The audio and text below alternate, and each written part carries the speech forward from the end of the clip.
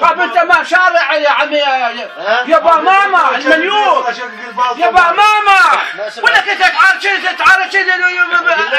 احنا ولاد الملعب ولك احترق بيها واحترق خير ولك والله ما الله بشرفي وبعرضي اذا اكون عندي شلحان اخوانا وضربت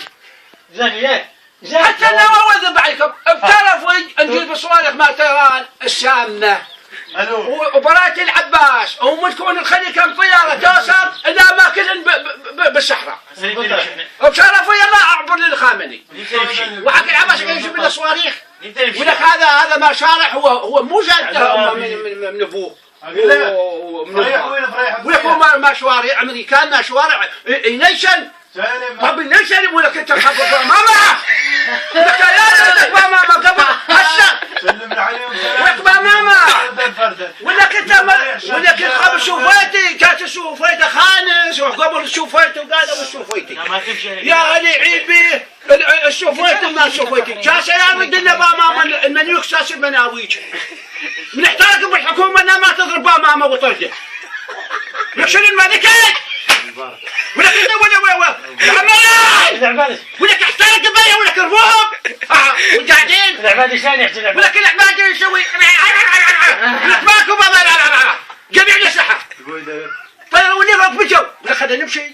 دخلت حسن بحظ لا قاعد استنى وظلوا ولا بالحساب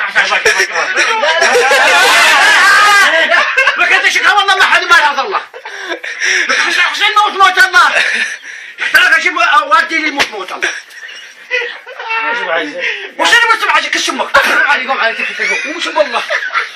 وكلام الله والله مو زين مستمتعين ولا الحسام لكن حسين ابو جهل ويقول لي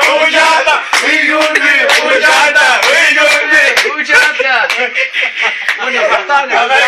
ما الشيوخ هذا ما تمشي الشيوخ هذا ما تمشي بالسيد هشيمه وشان اصفر ذنب ولك انت اليوم حدث على النخال انت وسيد عباس وشمس ولا كيف زايد